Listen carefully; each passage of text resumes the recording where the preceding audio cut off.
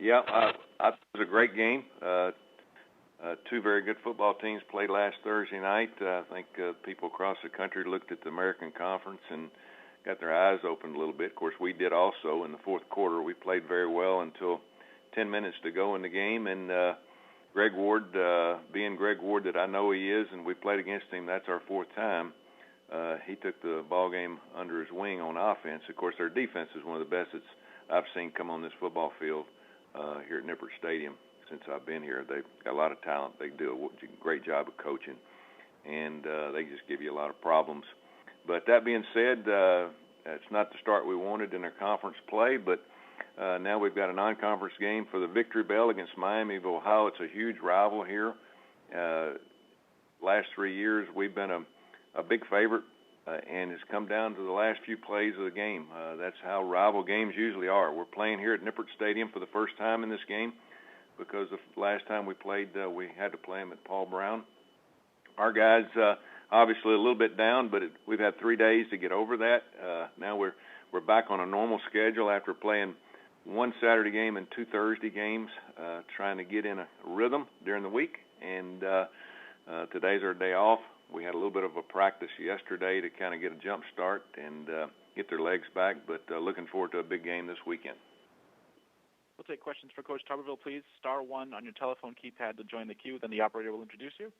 We'll go first to Dan Tortora with WakeUpCallDT.com. Good afternoon, Coach. How you doing? Good morning. To look at what happened in this past game, ahead 16-12, and then allowing 4 touchdowns in the final 11:45.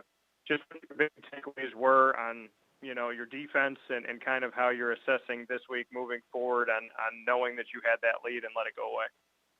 Well, when you play a quarterback back like Greg Ward, you never stop a team like Houston. You kind of slow them down. I've coached in the Big 12, and that's a Big 12 offense. Tom does an excellent job.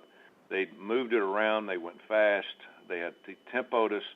Our defense played very well, considering who we were playing against, and also considering our offense only had 30 yards rushing. They pretty much controlled the time of possession, and that's not what you want. You want to get your defense off the field instead of back on the field very quickly. But, it was just one of those games where, we're playing at home, we're playing with a lot of energy, and I thought about the middle of the fourth quarter we got tired, mentally and physically. We played over 90 plays on defense. Offensively, we've done a great job of not turning the ball over, and then we jumped right back in there and started turning it over and giving them a short field. So give credit to Houston. They have an excellent football team, one of the best I've seen, even watching the games on television. So proud of our team, how we played for 3.5 quarters, but they don't give you any prizes for second place in college football. So we've got a lot of work to do, and we just need to get better this week and try to improve and obviously try to work on our run offense and being able to hold on to the football and not turn it over. And you said that, obviously people that are watching the American Athletic Conference showed them something this week. You also may mention Houston looks like a Big 12 type of offense. With everything around the Big 12 and the American Athletic and whatnot, what can you say about playing in this conference and what type of product this conference puts out with yourself, with Houston, and everybody else? Well, I think our conference has gotten much better over the last couple of years.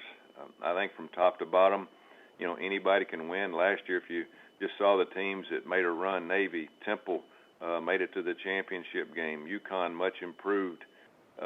South Florida, very dynamic after a year or two where they were trying to get their program established. It's a very good conference. A lot of skilled players, very good coaching. I've been very impressed with things. If you look at Tulsa last week, at the points that they scored, I mean, it's a wide open, fun to watch conference.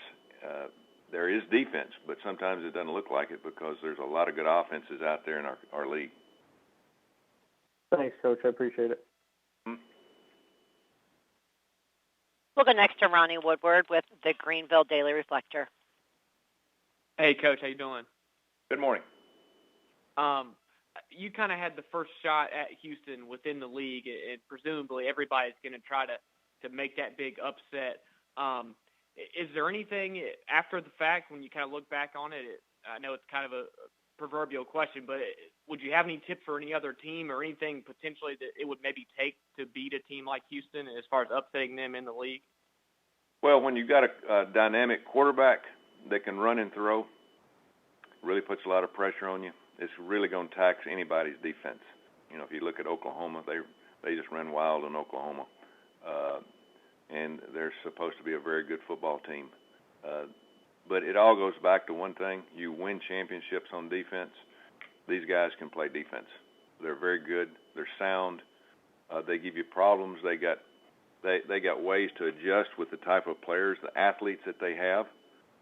They've got tremendous speed and quickness, and again, they challenge you.